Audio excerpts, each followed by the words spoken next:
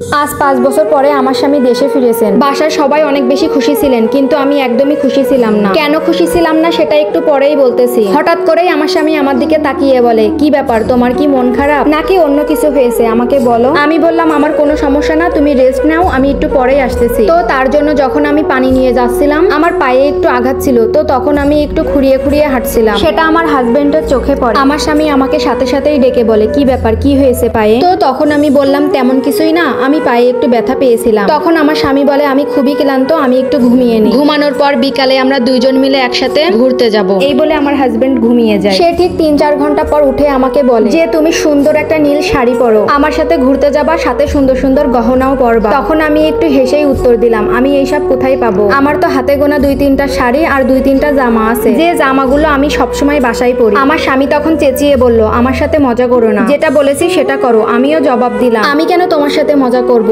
যা সত্যি তাই বলেছি, আমার এর থেকে বেশি আর কিছুই নাই। তখন আমার স্বামী বলে ওঠে, আমি তো 5-6 মাস পর তোমার পছন্দ মতো শাড়ি কেনার জন্য আমার মায়ের কাছে টাকা পাঠাই, প্রতি মাসে তোমাকে এক্সট্রা করে 2000 টাকা দিই। এছাড়াও এই তো 2 মাস আগে তোমার জন্য স্বর্ণের গয়না বানানোর জন্য 1 লাখ টাকা দিয়েছিলাম। এইসব কোথায় গেল? আমি একটু বিরক্ত হয়েই বললাম, এইসব আমার কিছুই নেই, আমি যেতে পারবো না। আমার স্বামী বলে, আমি ফোন দিলে তো ঠিকই বলতা যে তোমার সবকিছুই আছে, এখন এইসব কোথায় গেল? এতক্ষণ ধরে স্বামীর সাথে গরম গলায় কথা বললেও শেষমেশ আমি নিজের কান্নাটা ধরে রাখতে পারিনি। তোমার মা এইসব আমাকে কিছুই দেয়নি। এই তো পাশের রুমেই তোমার মা আছেন, চাইলে তোমার মাকে ডেকে এনে তোমার মায়ের সামনেই জিজ্ঞাসা করতে পারো। এটা শুনেই আমার স্বামী তার মাকে ডাক দিল। মুহূর্তে আমার শাশুড়ি আমাদের রুমে হাজির হলো। এসেই আমার শাশুড়ি জোর গলায় বলা শুরু করলো, কি হয়েছে বাবা, তুই তো ঘুমোচ্ছিলি, বউ কি তোর সাথে কোনো ঝামেলা করতেছে, আমাকে বল। আমার স্বামী উল্টে তার মাকে জিজ্ঞাসা করলো, আমার বউয়ের শাড়ি কই, ওর স্বর্ণের জিনিসগুলো কই, ওকে যে এত জিনিসপত্র দিলাম সেগুলো কোথায় গেল, ওর কোনো ভালো জামা কাপড় নেই কেন, আমি এতদিন পর বাসায় এসেছি তারপরও ওর গায়ে নোংরা একটা কাপড়। মুহূর্তেই আমার শাশুড়ি চুপ হয়ে গেল, তার মুখ থেকে আর কোনো কথা বের হচ্ছে না। আমার স্বামী বলে, কি হলো মা, উত্তর দাও। আমি এক প্রকার বলেই উঠলাম, তোমার মা আর কি বলবে, আমি বলতেছি তুমি শোনো, তুমি বিদেশে চলে যাবার পর তোমার মা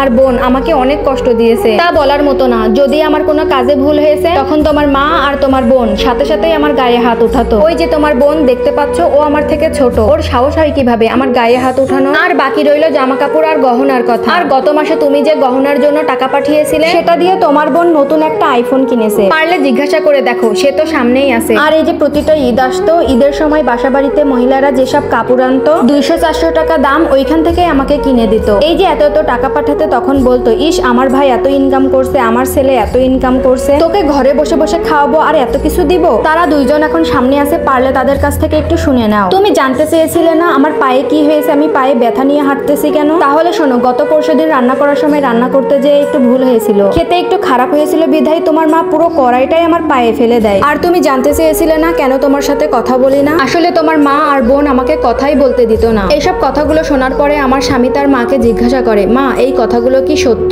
তার মা কোনো প্রশ্নের উত্তর দিতে পারে না, কারণ তার কাছে কোনো উত্তর ছিল না। কেন তোমরা আমার অনুপস্থিতিতে আমার বউয়ের সাথে খারাপ ব্যবহার করেছো, কেন তাকে কাজের মেয়ের মতো করে রেখেছো? তখন আমার শাশুড়ি বলে, আমাদের ভুল হয়েছে বাবা, আমাকে ক্ষমা করে দে। আমার ননদও বলে, আমাকে ক্ষমা করে দাও ভাইয়া। এমন অবস্থায় আমার স্বামী অনেক রেগে যায়। আমি বললাম, তুমি শান্ত হও, যা হয়েছে হয়েছে। আমার শাশুড়ি আর ননদ রাগ দেখিয়ে রুম থেকে বের হয়ে যায়। আমার স্বামী তখন বলে, আমার ভুল হয়ে গেছে তোমাকে এইভাবে রাখা, এত কিছুর জন্য তোমার কাছে আমি ক্ষমা চাচ্ছি। তখন আমার স্বামীকে বললাম, তুমি কেন ক্ষমা চাচ্ছ, তোমার তো কোনো দোষ নাই, আমি স্ত্রী হিসেবে তোমার কাছে একটা জিনিসই চাইবো, তুমি কি রাখবা? আমার স্বামী বলে, কি বলো? তুমি আর কখনো বিদেশে যেও না, যেটা হবে সেটা দেশেই হোক। আমার স্বামীও তখন বলল, কথা দিচ্ছি আমি আর বিদেশে যাব না। আমার স্বামী বলে উঠলো, অনেক হয়েছে, এবার চলো আমরা মার্কেটে যাব, কি কি নাই আমাকে বলো, আমি সবকিছুই তোমাকে কেনাকাটা করে দেবো, আর আজকে আমরা দুজনে অনেক ঘোরাঘুরি করবো। যাদের স্বামী বিদেশে থাকে অর্থাৎ প্রবাসীর বউদের তো কষ্টের শেষ নেই, আর তার উপরে যদি শ্বশুর বাড়ির লোকজন এমন হয় তাহলে তো কোনো কথাই নেই। যাই হোক, এটা একটা আপুর লাইফ স্টোরি।